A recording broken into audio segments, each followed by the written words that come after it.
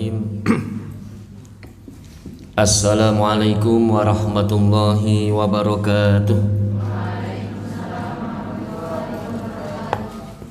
Alhamdulillah wa syukrulillah wa la hawla wa la quwata illa billah.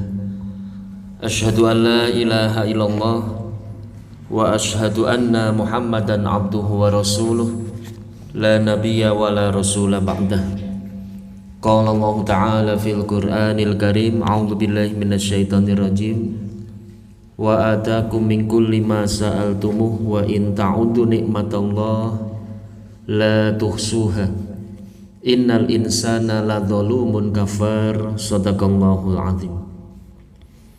Jamaah rahimakumullah, bapak-bapak, ibu-ibu, para rawuh, para lenggah, dan anak-anak yang semoga senantiasa seluruh hadirin di majelis ini mendapatkan rahman dan rahim Allah Subhanahu wa ta'ala. Yang pertama dan utama, marilah kita tiada henti-hentinya untuk mensyukuri nikmat Allah. Karena dengan satu keyakinan bahwa nikmat Allah kepada kita pun tiada pernah berhenti sebelum kita meninggalkan dunia ini. Nikmat sehat, nikmat sempat, nikmat kuat, nikmat hayat atau kehidupan. Nikmat akan terasa menjadi nikmat ketika nikmat itu hilang dari diri kita atau berkurang dari diri kita. Nikmat sehat merupakan anugerah yang sangat berharga ketika kita sedang sakit. Maka alhamdulillah pada malam hari ini kita semuanya sehat-sehat. Ada satu berita tadi pagi bahwa Bapak Haji Bambang Wen sedang diuji dengan sakit. Termasuk juga kemarin malam putrinya Ustadz Musbihun Munawar, istri dari Ustadz Mus'ab Umair, itu juga sedang menderita sakit di BKU Muhammadiyah. Maka mari kita doakan semoga beliau-beliau yang sedang sakit segera diberi kesembuhan dengan Allahumma rabban nas adhibil ba'sa isfi anta syafi la shifaan illa shifauka shifaan la yughadiru saqama wala alama. Dan kalau kita membesuk orang sakit, dalam hadis Rasulullah disebutkan didoakan oleh 70.000 malaikat. Masya Allah. Jadi kalau kita sedang datang atau sedang membesuk, sedang mendoakan di tempat orang yang sakit, di rumah sakit ataupun di rumah pribadinya, maka kita sedang didoakan oleh 70.000 malaikat. Sehingga kadang-kadang sebetulnya yang paling beruntung diri kita itu ya. Kita mendoakan satu kali semoga Bapak Bambang sehat, semoga Mbak Salma sehat ini. Tapi ternyata kita didoakan oleh 70.000 malaikat. Ya Allah. Maka kadang-kadang saya pribadi ketika membesuk orang sakit, mumpung sedang didoakan oleh 70.000 malaikat, berdoa untuk diri sendiri setelah mendoakan yang sakit. Ini yang pertama, kalau sudah tiada memang baru terasa. Apa saja, kenikmatan apa saja. Yang kedua, sholawat dan salam semoga senantiasa tercurah pada junjungan kita Nabi Muhammad Sallallahu Alaihi Wasallam, Nabi yang terakhir yang tidak ada seorang nabi pun setelah kenabian beliau. Beliau yang kita jadikan contoh, yang kita jadikan qudwah hasanah, beliau yang kita jadikan idola, yang kita jadikan panutan, dan apapun yang kita kerjakan harus kita kembalikan kepada Nabi Muhammad Sallallahu Alaihi Wasallam. Minimal ketika kita menyebutnya, kita mengucapkan salam atau sholawat. Man shalla alayya sallallahu alaihi asran. Barang siapa yang bersolawat atasku, kata sabda Nabi Muhammad, maka Allah akan bersolawat atasnya 10 kali. Ini yang kedua. Dan yang ketiga, alhamdulillah kita sekarang sudah memasuki tanggal 21 Juli. 21 Juli. Kalau Dzulhijjahnya tanggal berapa anak-anak ini? Ada yang tahu atau tidak? Dzulhijjah tanggal 22. Alhamdulillah ada yang tahu. Kenapa? Karena kadang-kadang kalau kita ditanya tentang kalender Hijriah, kita tidak tahu. Ketika ditanya bulan Hijriah, kita lupa. Bahkan kita mengadakan ulang tahun, kalau itu ada ulang tahun ini, atau hari jadi Wonosobo, itu kan dengan bulan-bulan Masehi atau bulan-bulan nasional. Tidak mungkin hari jadi Wonosobo tanggal 10 Muharram umpamanya, atau ulang tahun kita tanggal 10 Syawal, itu tidak ada. Nanti hari kemerdekaan kita memperingati hari kemerdekaan tanggal 17 Agustus, tidak dengan tanggal 17 Ramadan. Tanggal berapa, Bu? 9 Ramadan ya. Tidak dengan tanggal 9 Ramadan, tapi dengan 17 Agustus. Artinya bahwa kalender nasional itu sudah mendunia, dan umat Islam banyak yang menggunakan kalender nasional. Kadang-kadang kita asing dengan kalender yang kita miliki, yaitu kalender Hijriyah. Nanti karena sekarang sudah tanggal 22 Dzulhijjah, insya Allah tanggal 1 Muharram nanti jatuh pada tanggal berapa anak-anak? Ada yang tahu enggak? 1 Muharram jatuh pada tanggal 30 Juli. Alhamdulillah ada yang tahu. Kenapa saya tahu? Karena tanggal merah, ya enggak? Dan itu sangat menyenangkan. Tanggal merah menyenangkan, belum lagi tanggal merahnya hari Sabtu. Wah, surga dunia ya. Sabtu Ahad tanggal merah, liburnya 2 hari. Kenapa? Karena kita liburnya hari Sabtu tidak libur. Kalau yang hari Sabtu sudah libur biasa saja. Biasanya kalau tanggal itu kan sudah dilihat 1 tahun tanggal merahnya. Jadi ketika ganti kalender, yang paling pertama dilihat adalah tanggal merah dari Januari sampai Desember. Wah, dilingkari. Iki piknik, iki nang Jakarta Telek Putu, iki mantu wamane nggih mboten. Wah, itu sudah dilihat selama 1 tahun.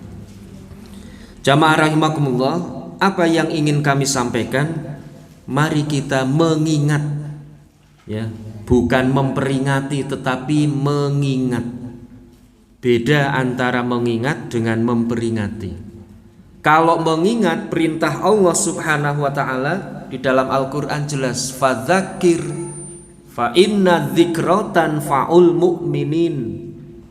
Dan mengingatlah dan ingatlah, karena sesungguhnya mengingat itu sangat bermanfaat bagi orang yang beriman. Pertama, kita mengingat bahwa 1 Januarinya bulan Hijriah adalah 1 Muharram.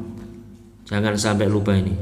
La tansa, don't forget, ojo lali ya. Kadang-kadang yang diingat hanya 1 Januari. Umat Islam terkait dengan tahun baru itu dibagi menjadi 3. Yang pertama, umat Islam yang modern. Yang kedua, umat Islam yang berusaha Islami. Dan yang ketiga, umat Islam yang mempertahankan tradisi. Saya ulangi ya. Umat Islam, Islami dulu saja. Kalau tadi Islami nomor 2. Umat Islam yang berusaha Islami, umat Islam yang modern, dan umat Islam yang mempertahankan tradisi. Siapa mereka-mereka yang berusaha Islami? Kami menyampaikan berusaha. Karena yang paling Islami adalah Rasulullah Sallallahu Alaihi Wasallam. Para sahabat beliau, para istri beliau, itulah yang paling Islami. Ketika Rasulullah melakukan satu hal yang tidak berkenan di hadapan Allah, langsung diingatkan ini. Sehingga benar-benar Rasulullah itu benar-benar sesuai dengan Al-Quran. Dan Al-Quran itu diterjemahkan dalam kehidupan sehari-hari Rasulullah yang kemudian kita kenal dengan sunnah. Jadi Rasulullah itu benar-benar 100% Islami itu Rasulullah. Lah umatnya itu berusaha. Saya tidak berani mengatakan saya paling Islami. Minta maaf, kadang-kadang pakai dasi saja sudah dikatakan, kayak melu-melu wong kafir. Itu baru pakai dasi. Wah, Rasulullah nggak pernah pakai dasi. Rasulullah nggak pernah pakai jas. Lah itu kadang-kadang seperti itu. Padahal kan itu hanya sekedar pakaian. Maka dari segi pakaian saja, saya, adik-adik jamaah rahimakumullah, itu sudah Islami atau belum? Wallahu a'lam. Maka kemudian bahasa yang saya sampaikan adalah berusaha. Dan Allah memerintahkan kita untuk berusaha. Walaisa linnasi illa ma syaa. Dan tidaklah bagi manusia kecuali yang diusahakan. Jadi yang pertama Islami, ketika 1 Muharram diadakan peringatan 1 Muharram saja, kadang-kadang yang ingin berusaha Islami ada yang mengatakan itu bid'ahnya. Kadang-kadang seperti itu. Wah, itu tidak diajarkan dan lain sebagainya. Kemudian ketika 1 Muharram menggunakan momen tahun 1 Muharram ini atau kalender tahun baru Islam, ada yang kegiatan Islami, ada yang sunatan massal, ada yang tablik akbar, ada yang festival anak solih dan lain sebagainya. Itu berusaha. Kemudian yang kedua, umat Islam yang modern. 1 Muharram tidak mengadakan peringatan, bahkan ketika ditanya tahun baru Islam kapan tidak tahu. Umat Islam modern ini peringatannya justru ketika tanggal 1 Januari.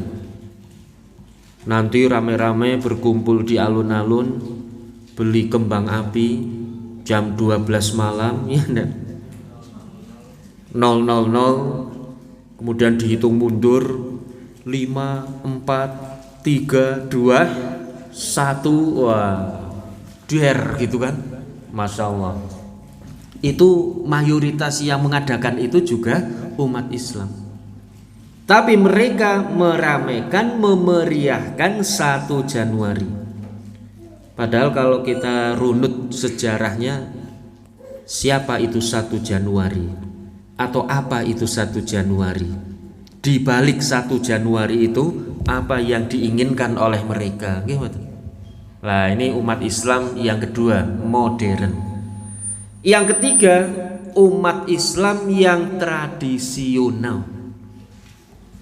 Tradisional artinya mempertahankan tradisinya.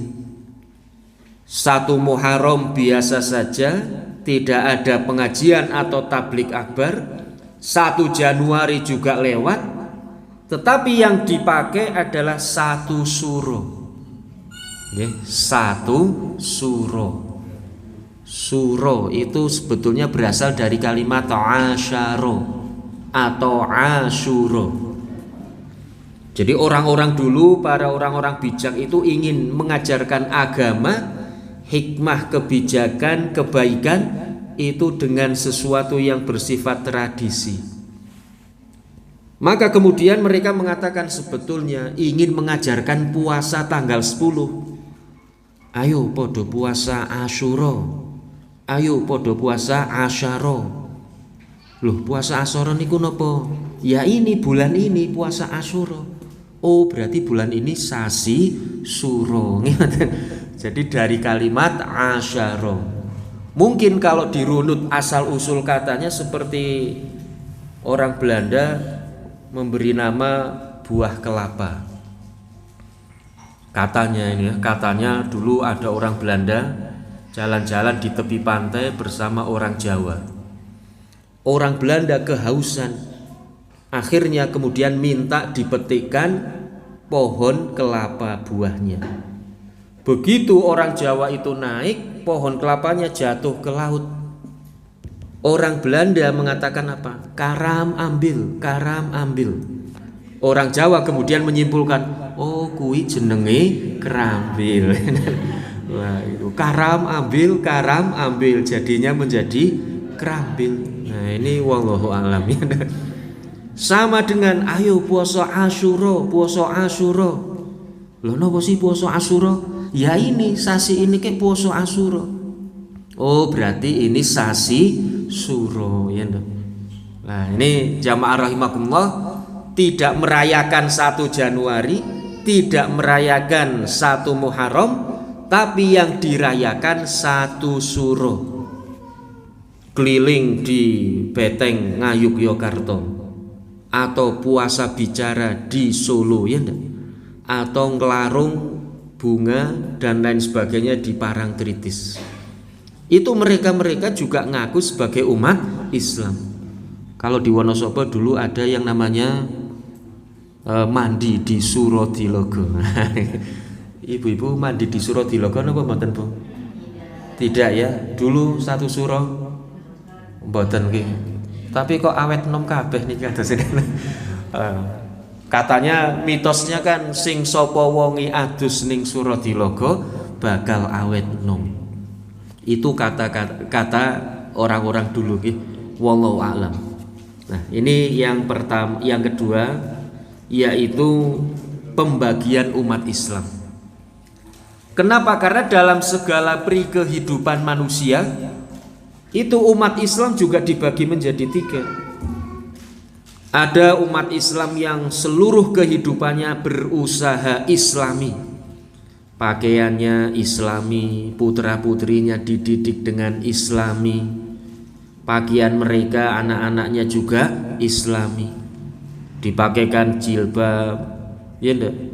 Dipakaikan kemudian ketika berangkat sekolah baca doa bismillah, salaman, ketika masuk rumah assalamualaikum, itu berusaha Islami. Ada yang modern umat Islam putra-putrinya tidak dipakaikan jilbab menutup aurat, tetapi mereka menggunakan baju-baju yang modern. Kalau kata Ustadz Adi Hidayat, baju yang kekurangan bahan. Iya, atau baju adiknya dipakai. Itu mereka juga umat Islam. Kadang-kadang kita lihat juga ketika pakai itu pakai, kemudian ketika sholat pakai mukena juga pakai.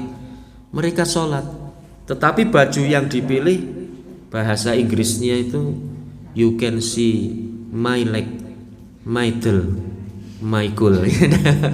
Apa itu? Kamu bisa melihat kelekku, dengkulku, dan wudelku. Ya enggak? Masya Allah, na'udzubillahi min dzalik. Itu juga mereka umat Islam. Coba jangan dicontoh. Bunga Citra Lestari, itu Islam atau tidak? Islam. Tapi kan viral sekali Bunga Citra Lestari ya, BCL. Saya menyampaikan ini karena banyak yang kemudian ngefans sama Bunga Citra Lestari. Itu pakaiannya naudzubillahi min dzalik. Baju adiknya dipakai, kekurangan bahan dipakai. Itu tidak usah dijadikan idola. Kita harus mengidolakan ummahatul mukminin. Beliau-beliau, mereka-mereka yang menutup auratnya dengan sebaik-baiknya. Nah, ini umat Islam yang modern. Yang ketiga, pakaian tradisional juga masih ada yang dipakai, yaitu pakai kebaya, pakai jarit. Dan saya beberapa saat yang lalu itu melihat kalender Muhammadiyah. Nah, kalender Muhammadiyah ini menampilkan foto-foto jadul, ya enggak? Zaman dulu. Itu mungkin karena pemahaman beliau-beliau, para Aisyah, Nasihatul Aisyah, ya enggak? Itu pakai jilbabnya masih pakai kerudung zaman-zaman itu, ya enggak? Belum pakai jilbab yang rapat seperti ini. Masih pakai kebaya, minta maaf, kebaya yang hanya nutupi dada, ya enggak, di sininya masih terbuka. Terus kerudungnya juga hanya diselawirkan. Itu namanya kerudung apa ibu-ibu ya? Yang hanya 30 cm panjang gitu. Terus hanya diselawirkan di sini. Masih pakai gelung, ya enggak? Itu mungkin karena pemahaman syariat agama masih sampai di situ. Bahkan minta maaf, dulu ketika saya kecil, bulik saya sekolah di SMP Muhammadiyah, ya nah. Jadi atasnya itu pakai jilbab rapat, tetapi roknya hanya sampai dengkul. Coba adik-adik sekarang kan malu, pakai jilbab tapi roknya hanya sampai dengkul. Kalau SD tidak apa-apa, ini sudah SMP. Bahkan kadang-kadang ketika pulang dari sekolah jilbabnya dilepas. Itu pemahaman kita memang sedang atau baru sampai setingkat itu. Sekarang ilmu agama sudah banyak sekali disebar di mana-mana. Pengajian tidak mesti harus ke masjid, ke musola atau ke pesantren. Sambil duduk di rumah, sambil makan, ya, atau sambil nunggu datangnya istri atau suami dari bepergian, kita bisa ngaji, milih ustadz atau kiai siapa saja, lengkap di YouTube ini. Maka kemudian pemahaman agama kita semakin baik dan semakin meningkat. Itu alhamdulillah kita menggunakan media sosial dengan kebaikan. Ini yang ketiga. Yang keempat, ada satu peristiwa yang sangat hebat, dan itu menjadi pondasi dasar kehidupan kita. Ketika Rasulullah hijrah, karena 1 Muharram sangat erat kaitannya dengan hijrahnya Rasulullah. Ketika Umar bin Khattab ingin menetapkan tahun Islam, maka kemudian Umar bin Khattab mengumpulkan para sahabatnya. Ada beberapa sahabat yang mengusulkan, "Ya Umar, bagaimana kalau tahun baru Islam kita mulai dari lahirnya Rasulullah?" Ternyata Umar tidak setuju. Kenapa Umar tidak setuju? Yang pertama, menurut beliau sesuai dengan Al-Quran, bahwa Rasulullah ketika hadir ke dunia, ketika lahir ke dunia, itu sama dengan manusia yang lainnya. Di dalam Al-Quran Allah menyampaikan, "Innama ana basyarum mislukum yuha." Sesungguhnya saya, kata Rasulullah, itu adalah seperti kalian juga, manusia. Jadi secara basyariah manusia, minta maaf, Rasulullah itu sama dengan manusia yang lain. Maka Umar tidak setuju. Yang kedua, kalau seandainya kelahiran Rasulullah dijadikan menjadi tahun baru Islam, maka berarti setiap tahun kita memperingati hari kelahiran Rasulullah Sallallahu Alaihi Wasallam. Maka Umar kemudian mencari pendapat yang lain. Maka sampailah pada pendapat Sayyidina Ali. Sayyidina Ali menyampaikan bahwa, "Ya Umar, bagaimana kalau seandainya tahun baru Islam kita mulai dari hijrahnya Rasulullah Sallallahu Alaihi Wasallam?" Umar bertanya, "Ya Ali, kenapa engkau berpendapat seperti itu?" "Ya Umar, karena dengan hijrahnya kita ke Madinah, maka sungguh terjadi satu peningkatan yang hebat, kemenangan yang hebat. Umat Islam kemudian bisa menaklukkan kaum kafir. Maka masuk ke dalam agama Islam secara keseluruhan." Jadi yang ditunjukkan oleh Ali adalah prestasi daripada umat Islam dan prestasi Nabi Muhammad Shallallahu Alaihi Wasallam, bukan kelahiran. Maka kemudian Umar bin Khattab setuju, ketok palu, oke, saya setuju. Hijrahnya Rasul menjadi tahun tonggak pertama tahun Islam. Kemudian mengapa hijrahnya Rasulullah itu menjadi tonggak paling pertama atau yang paling penting? Ada satu peristiwa yang hebat yang menjadi pondasi dasar kehidupan kita, yaitu tentang niat. Innamal a'malu binniyat wa innama likulli imri'in ma nawa. Sesungguhnya setiap amal ibadah itu tergantung niatnya, dan sesungguhnya setiap orang akan mendapatkan apa yang dia niatkan. Ada sejoli yang sedang jatuh cinta, ya enggak? Antara putra dan putri, sudah hampir menikah, ta'arufan sudah, PDKT sudah, tinggal hari hanya saja. Maka ketika ada seruan hijrah, yang putra calon suami ini malah bertanya kepada calon istrinya, "Nduk, aku tak takon karo seliramu. Seliramu melu hijrah Rasulullah apa ora? Ini kan ada seruan hijrah. Rasulullah akan hijrah ke kota Madinah. Kamu ikut hijrah Rasulullah atau tidak?" Terus yang putri menjawab, "Kalau saya hijrah bagaimana? Kalau tidak bagaimana?" Calon suaminya menjawab, "Kalau kamu hijrah saya ikut. Kalau kamu tidak hijrah saya juga ikut tidak hijrah." Jadi ini ada seorang laki-laki yang mengikuti calon istrinya. Artinya mengikuti dalam hal kebaikan atau dalam hal keburukan. Kalau kalian bagaimana ini? Halwati mana ya? Wah, Halwati ya. Kamu kok nggak pernah kelihatan di SMP, Halwati?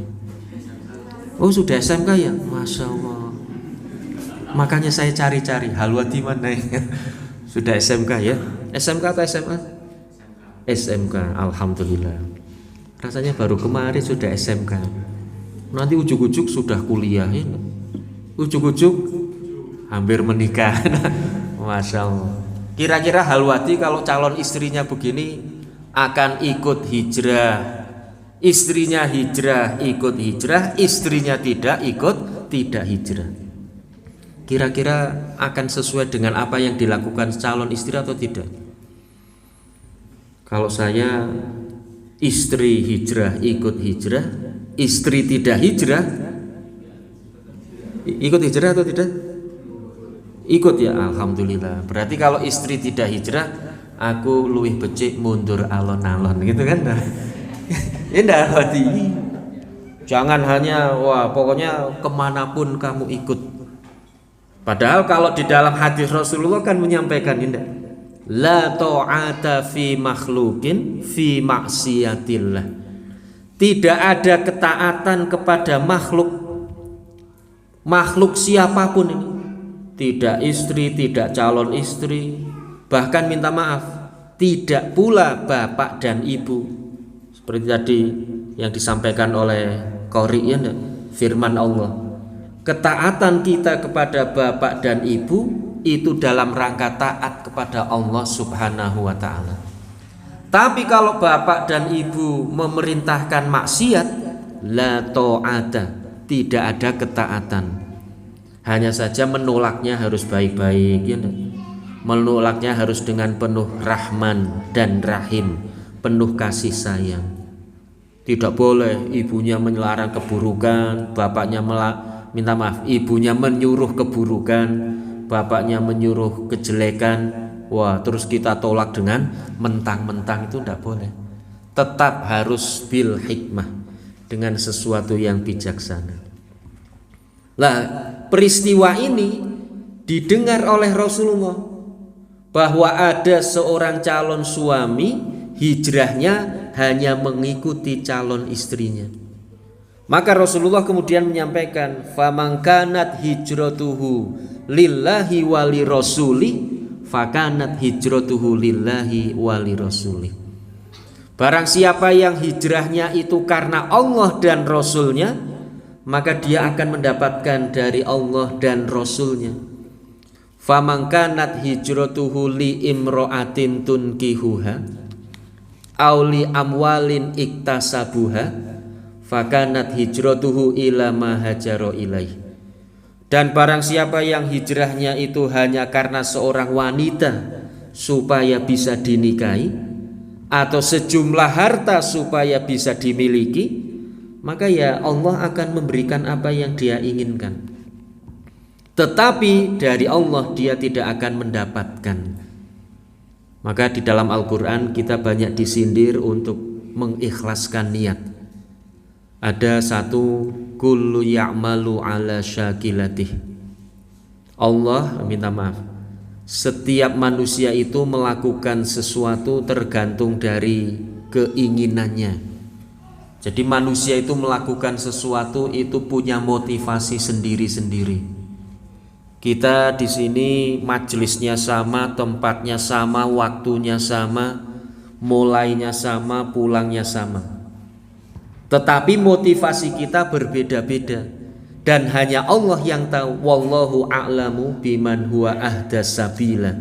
Dan dialah Allah yang maha tahu atas siapa-siapa yang paling mendapatkan petunjuk.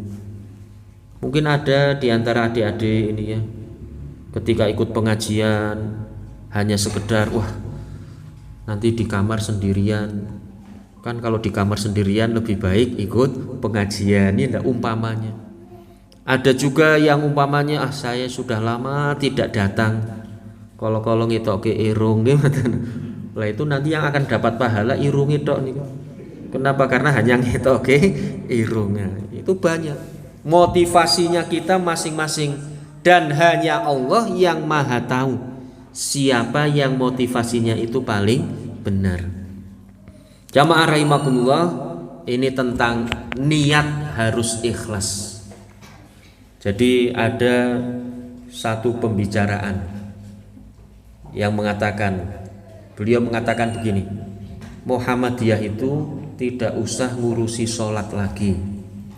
Sudahlah Muhammadiyah itu ngurusi perguruan tinggi, ngurusi sekolah, SMA, SMK, SMP, SD, MI, PAUD, TK, dan lain sebagainya, amal usaha. Muhammadiyah itu sudah tidak usah ngurusi tentang ibadah sholat lagi. Lah, yang merasa di dalam majelis tarjih, ini kan merasa tersinggung. Kenapa? Karena yang namanya majelis tarjih itu kan majelis yang membahas, mengurusi tentang hukum-hukum ibadah, termasuk di dalamnya sholat. Kemudian dari majelis tarjih ini mengatakan begini, kalau kita tahu bahwa Sungai Serayu itu di Dieng sana, di Bimolukar itu jernih, putih, bersih. Pernah ke Sungai Serayu yang di pertama kali itu?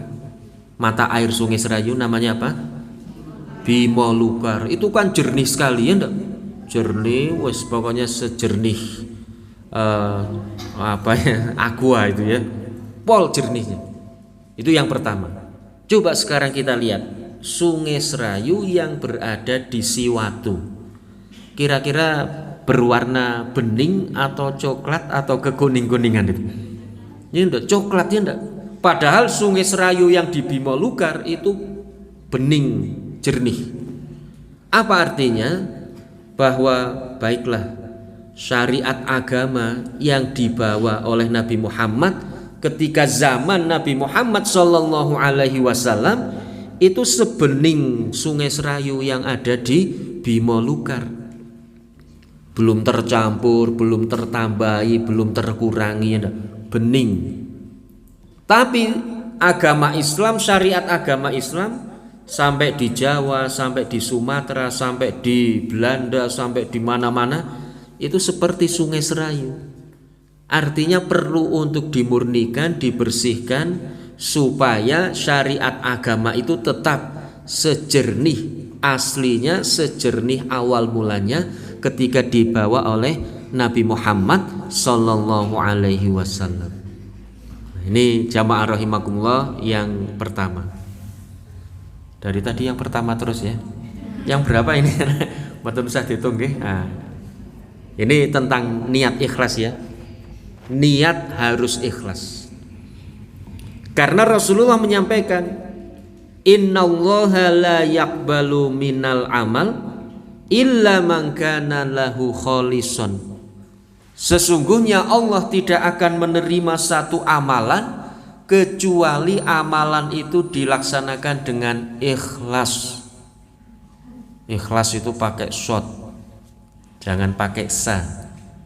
Ikhlas itu kalau pakai sa ikhlasnya hanya 25%. Tapi kalau pakai shot ikhlasnya mantep 100%. Ya, nah, maka harus pakai shot ikhlas. Jamaah rahimakumullah, keikhlasan memang sulit untuk digambarkan. Mungkin pernah kami sampaikan ya. Jadi ikhlas itu sebening air putih. Minta maaf, sebening air bening. Jadi seperti mata air, itulah ikhlas. Kami pernah mendapatkan satu pencerahan dari seorang ustadz bagaimana kita menggambarkan tentang ikhlas. Ibu-ibu kalau di rumah habis makan malam atau habis daharan, biasanya bapak minta diambilkan air putih. Bu, pundutaken air putih. Biasanya ibu-ibu mengambil air putih atau air bening ibu-ibu? Air beningnya enggak? Minta air putih tapi yang diambil air bening. Itu bener salah kaprah bener ora lumrah. Seharusnya yang benar ketika minta air putih harusnya diambilkan air susu, air sirup, air santan gitu kan. Yang berwarna putih, bukan yang bening. Monggo Pak niki toyanipun pethak. Donge kan monggo Pak niki toyanipun bening gitu kan, bukan pethak. Lah air bening, menurut seorang ustadz ini kami pernah mendapatkan pencerahan bahwa air bening itu adalah dalam kaidah atau istilah bahasa Arab al-ma'ul kholis. Al-ma itu air, al-kholis itu bening, jernih, belum tercampur dengan apapun. Nah itu gambaran ikhlas itu seperti air bening. Lah sementara air putih bahasa Arabnya al-ma'ul abyad, air putih. Jadi kalau kita ingin melihat bagaimana keikhlasan ya seperti air bening, belum tercampur dengan apapun. Dalam kaidah Al-Qur'an disebutkan kul huwallahu ahad. Katakanlah dialah Allah yang Maha Esa, ahad. Ahad, ahad, ahad.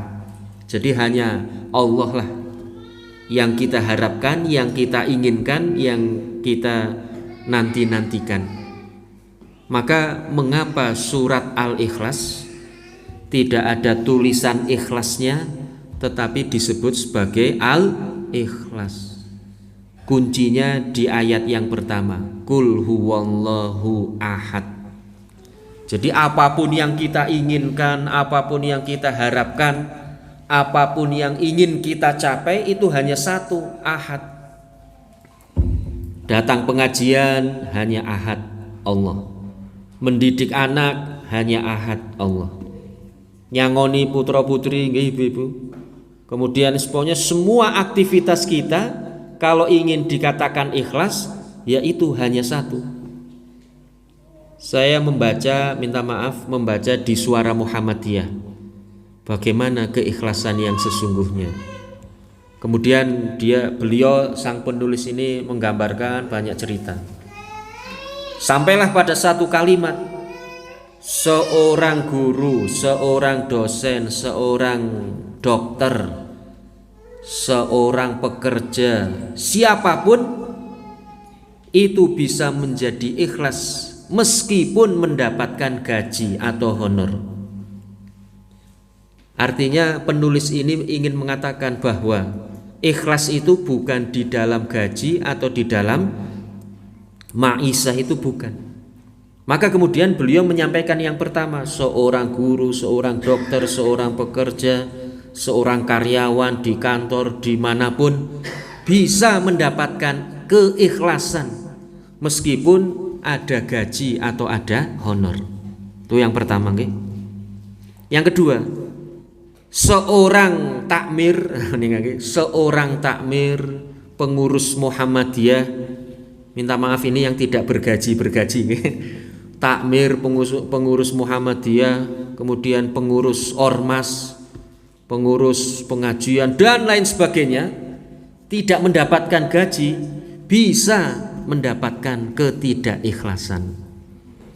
Jadi yang dapat gaji bisa mendapatkan keikhlasan, yang tidak dapat gaji bisa juga tidak ikhlas. Kenapa? Karena ikhlas dan tidak terletak pada itu. Belum tentu yang tidak digaji dalam tanda kutip umpamanya hanya kerja bakti, biasanya kan kalau kita mengistilahkan sesuatu yang tidak ada imbalannya dengan kerja bakti, belum tentu yang kerja bakti ini ikhlas, dan belum tentu yang digaji ini tidak ikhlas. Jadi ada kesempatan untuk yang digaji mendapatkan keikhlasan, sebagaimana yang kerja bakti juga mendapatkan keikhlasan. Ada juga kesempatan yang kerja bakti tidak ikhlas, yang digaji pun tidak ikhlas. Artinya ikhlas dan tidak terletak pada sisi sebelah itu, tetapi letaknya adalah satu, yaitu Allah Subhanahu wa ta'ala yang menjadi tujuan dan target kita. Di dalam Al-Quran, فَمَنْ يُرِدِ الْحَرْثَ الدُّنْيَا نُؤْتِهِ مِنْهَا وَمَنْ يُرِدْ حَرْثَ الْآخِرَةِ نَزِدْ لَهُ فِي حَرْثِهِ. Barang siapa yang ingin dunia maka aku beri, dan barang siapa yang ingin akhirat maka akan aku tambah. Jadi kalau dunia saja Allah akan memberi, tetapi kalau akhirat Allah akan menambah. Ada satu kisah, nanti diterjemahkan atau dipahami sendiri-sendiri. Kisah ini warisan dari Bapak Kiai Haji Muhammad Z. Kemana-mana beliau ketika ceramah tentang keikhlasan atau tentang puasa itu bercerita tentang kisah ini. Mungkin adik-adik sudah pernah mendengar, tapi ini untuk merefresh ya enggak? Jadi kisah tentang keikhlasan. Ada seorang santri setelah pulang mondok dari Pak Kiai di pesantrennya, kemudian santri ini bertani. Kebetulan bertaninya nandur budin. Begitu nandur budin, panen, melimpah, kelingan kalian Pak Kiai. Wah, aku mbiyen nyantri nangon Pak Kiai. Wis kala-kala saya ingin munjung Pak Kiai. Loh, munjung Pak Kiai membawa napa? Budin dipikul niku. Ngarep mburi sak pikul niku. Waduh banget niku. Tapi santri ini pokoknya bismillah. Sesampainya di rumah Pak Kiai, ramah tamah cerita, Pak Kiai kula saniki tani, alhamdulillah tani kula sukses, niki kula nandur budin, kula munjung dumateng Pak Kiai. Pak Kiainya juga ikhlas. Begitu santrinya mau pulang, kok sik aku tak takon karo Bu Nyai, duwe apa nggo sangu DE nggih mboten. Bu, iki santri arep bali duwe apa ki? Waduh Pak, mboten gadah napa-napa. Kejawi mendo wonten kandang. Lah, wis kok gawe rene wedhuse. Tak nggo nyangoni bocah iki masyaallah. Wis dadi petani sukses munjung karo gurune. Akhirnya ketika santri ini mau pulang, diberi oleh Pak Kiai hadiah, yaitu seekor kambing. Wah, seneng banget nggih mboten. Wah, begitu pulang sampai di jalan ketemu dengan temannya sesama santri. Wah, Kang Diki sore-sore nuntun wedhus. Kangon Pak Kiai. Ya Allah, nyong munjung budin kundure baline kon gawa wedhus. Walah, santri yang kedua berpikir gawa budin entuk wedhus. Priye nek gawa wedhus mesti entuke sapi nggih mboten. Iya. Akhirnya bersegera ini. Segera pulang ngambil kambing yang lebih gemuk supaya mendapatkan sapi. Dituntun datang ke rumah Pak Kiai, ramah tamah, cerita ngalor ngidul, pamitan santri ini. Pak Kiai kula badhe wangsul pun sonten iki. Oh iya sik. Aku tak takon karo Bu Nyai, duwe apa ning omah? Bu, duwe apa iki? Santri arep bali melas disangoni. Mboten gadah napa-napa niki Pak Kiai, namung budin sepikul. Wah, ya wis gawe rene. Akhirnya nyo kowe nggawa wedhus rene nyong duwene mung budin. Wis ngusangu dheke ya gawa mulih budine masyaallah. Mlongo nggih. Lah endi sapine? Ini jamaah rahimahullah gambaran. Orang yang paling ikhlas budin diganti dengan kambing itu adalah santri yang pertama. Itu paling ikhlas itu. Kenapa? Karena memberi kepada Pak Kiai tanpa tendensi apapun. Pokoknya saya ingin mengabekti kepada Pak Kiai, habis panen munjung budin. Ini yang pertama. Yang kedua, orang yang ikhlas tapi grade-nya masih nomor 2 itu Pak Kiai. Kenapa? Pak Kiai memberi kambing kepada santri karena diberi budin gitu. Kalau tidak diberi budin, dia tidak memberi kambing. Tapi itu sudah bagus, lebih bagus. Nah, akhirnya kemudian diganti oleh Allah. Kambing kembali kambing, samanya tidak ada bedanya. Yang penting kambingnya tidak hilang. Jadi kambingnya tetap kembali itu. Artinya bukan kambing yang diberikan tadi, artinya kambingnya tetap itu. Nah, yang ketiga, memberi sesuatu kepada Pak Kiai dengan harapan dunia. Ingin memberi kambing, berharap sapi, malah dapat budinnya. Ini pokoknya kalau hanya mengharapkan dunia itu pasti akan mendapatkan lebih rendah dari apa yang kita berikan. Maka ini gambaran supaya mudah kita mencerna, oh, orang ikhlas itu ternyata balasannya lebih dari sekedar yang kita berikan. Kalau orang bijak yang lain mengatakan nanduro pari, mesti tukul suket di sekitar pari. Jadi kalau kita nandur pari pasti ada rerumputan di sekitar padi itu. Tapi coba sekarang kita balik, nanduro suket, ora bakal tukul pari. Di para petani itu kalau nandur padi pasti ada suket-suketnya, dan suket itu bermanfaat untuk peternakan. Tapi kalau petani kok disuruh nandur suket, ngentosi sampai hari kiamat tukul pari, tidak mungkin akan tukul pari. Itu artinya apa? Gambaran bahwa orang yang menanam untuk akhirat, dunia pasti dapat. Itu sudah so pasti, no debat, ya enggak? Pasti. Tapi kalau orang kemudian menanam hanya untuk dunia, akhiratnya lewat, tidak akan dapat. Maka jamaah rahimakumullah, mari kita senantiasa mengikhlaskan niat, jangan sampai lupa. Kenapa? Karena segala sesuatu pasti dinilai dari niatnya. Sedikit lagi tentang niat sholat, ya, niat sholat. Memang kita dalam kehidupan sehari-hari sholat 5 waktu tanpa melafalkan, tidak mengucapkan usolli fardhu dzuhri arba'a raka'atin, tidak. Usolli fardhul maghribi. Saya tadi dapat share-sharean viral itu ya, suruh ditanya tentang idolanya siapa. Idolanya wah banyak sekali itu, bintang film yang disebutkan, bintang film ini dan itu ya. Nah terus tahap kedua, ayo coba kamu sering sholat gak? Iya sholat. Coba sekarang lafalkan niat. Tidak ada yang bisa itu. Ya enggak? Artinya meskipun kita tidak melafalkan, tapi betapa parahnya.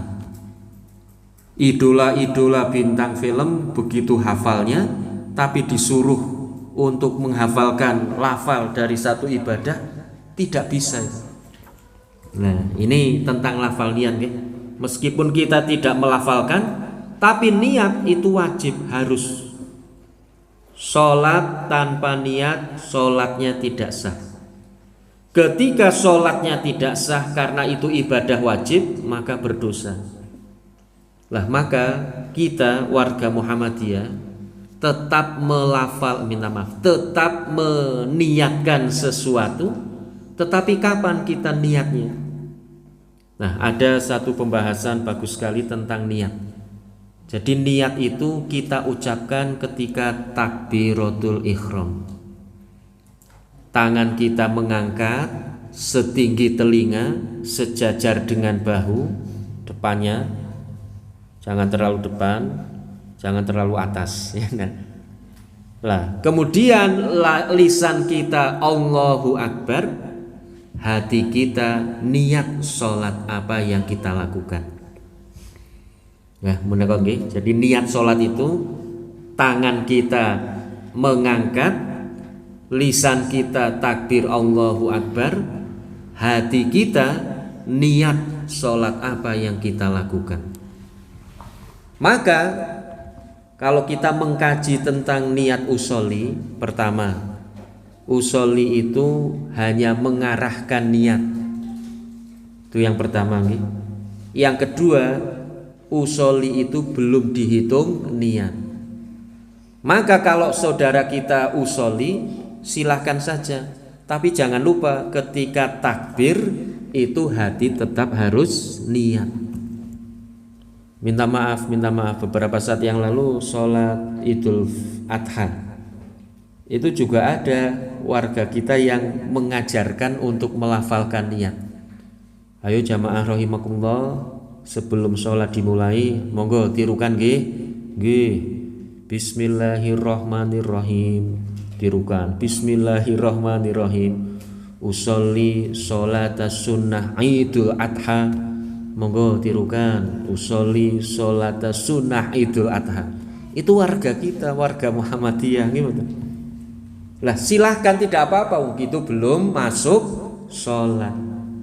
Ada juga seseorang yang ketika mau sholat membaca 3 surat.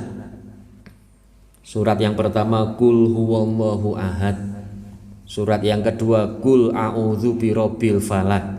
Surat yang ketiga Qul a'udzu birabbin nas. Saya pernah diskusi, jenengan kalau mau sholat kok membaca trikul 3 kul itu. Qul huwallah, Qul a'udzu birabbil falaq, Qul a'udzu birabbin nas. Qul huwallahu ahad, kata beliau supaya ikhlas hanya untuk Allah. Qul a'udzu birabbil falaq, supaya terjaga dari godaan-godaan di luar diri kita, termasuk binatang-binatang buas, binatang yang mengerikan. Qul a'udzu birabbin nas, supaya terjaga dari godaan dari dalam diri kita. Min alladzi yuwaswisu fi sudurin nas. Jadi ada yang membaca trikul, ada juga yang membaca Allah a'udzubika min hamazatis sayatin wa a'udzubika min ayahdurun. Loh kok baca itu sih sebelum sholat? Loh ini kan membaca surat supaya terjaga, terlindung dari godaan setan, supaya tidak masuk ketika sedang sholat. Jadi minta maaf kalau sebelum sholat itu menurut MH Ainun Najib ya silahkan mau apa saja, ndak apa-apa kalau sebelum sholat. Yang dilarang itu ketika sudah memasuki sholat. Lah kita usikum wa nafsi bitaqwallah, kita yang tidak melafalkan niat, jangan lupa ketika sholat takbir mengangkat tangan, lisan Allahu Akbar, hati meniatkan sampai mak krentes mak nyes Allahu Akbar. Jadi katanya kalau hatinya belum mak krenyes itu niatnya belum sampai di hati. Maka ada orang yang mengulang-ulang niatnya, mengulang-ulang takbir. Allahu Akbar ora sido. Allahu Akbar ora sido malih. Sampai benar-benar hatinya itu mak gerajas, mak nyes. Nah, jamaah rahimakumullah, mungkin itu yang bisa kami sampaikan dari mengingat 1 Muharram yang insya Allah nanti tanggal 30 Juli. Bila ada kebenaran kami hanya menyampaikan, bila ada kekurangan dan kesalahan benar-benar atas kebodohan kami di dalam menyampaikannya, maka mohon maaf yang sebesar-besarnya. Nastaghfirullah li wa lakum. Assalamualaikum warahmatullahi wabarakatuh.